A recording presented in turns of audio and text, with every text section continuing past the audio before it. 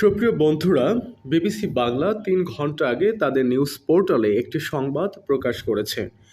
সংবাদের শিরোনামটি তারা দিয়েছে এরকম: হিমাচল প্রদেশের কয়েকটি মসজিদ নিয়ে কেন বিতর্ক দানা বাঁধল। এই নিউজটি পড়ার পর আমি বুঝতে পারলাম, আমরা যারা ইসলাম ধর্ম অনুসারী আছি তাদের স্পর্শকাতর জায়গা মসজিদে কিন্তু তারা হামলা করেছে। হামলা বলতে তারা বিক্ষোভ করেছে মসজিদকে ঘিরে। সম্পূর্ণ নিউজটি আমি পড়লে আপনারা বুঝতে পারবেন। বিষয়টা হচ্ছে, নিউজটি করেছে সৌরভ চৌহান বিবিসি হিন্দির জন্য মন্ডিপ থেকে। ভারতের হিমাচল প্রদেশের রাজধানী সিমলাতে একটি মসজিদকে কেন্দ্র করে সৃষ্টি হওয়া বিতর্ক আপাতত প্রশ্মিত হলো এই ঘটনা যে স্ফুলিঙ্গ তৈরি হয়েছে তা ছড়িয়ে পড়েছে রাজ্যের অনেক অঞ্চলে। বহু জায়গায় মানুষ বিক্ষোভ দেখতে রাস্তায় নেমেছে। গত সপ্তাহে শুক্রবার যখন রাজ্যের সমস্ত রাজনৈতিক দল সিমলায় শান্তির জন্য আবেদন জানাচ্ছিল, সে সময় কিছু হিন্দু সংগঠনের কর্মী এবং স্থানীয় লোকেরা রাজ্যের মন্ডি জেলায় কয়েক দশকের পুরনো একটি মসজিদের কাছেই হনুমান চাল্লাশি পাঠ করে তাদের বিক্ষোভ প্রদর্শন করেছিলেন। বিক্ষোভকারীদের অভিযোগ ছিল অবৈধভাবে ওই মসজিদটি নির্মাণ করা হয়েছে। মন্ডির জেলাশাসক অপূর্ব দেবগন অবশ্য দাবি করেছেন ওই জেলায় কোনো উত্তেজনা নেই।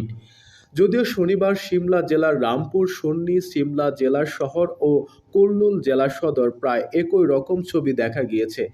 একাধিক মসজিদের কাছেই হনুমান চাল্লাশি পাঠ করে বিক্ষোভ প্রদর্শন করেন হিন্দু সংগঠনের সদস্য এবং স্থানীয় বাসিন্দাদের একাংশ।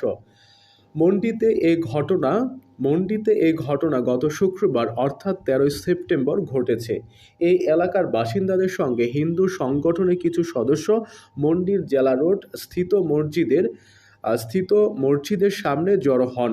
পরিস্থিতি যে উত্তপ হয়েছে তা আঁচ করে স্থানীয় প্রশাসন ও এলাকার ভারতীয় নাগরিক সুরক্ষার সহিংসতার 163 ধারা জারি করে মসজিদের কাছে পৌঁছানোর আগেই বিক্ষোভকারীদের আটকে দেওয়া হয়। এরপর সেখানে বসেই হনুমান চাল্লাশি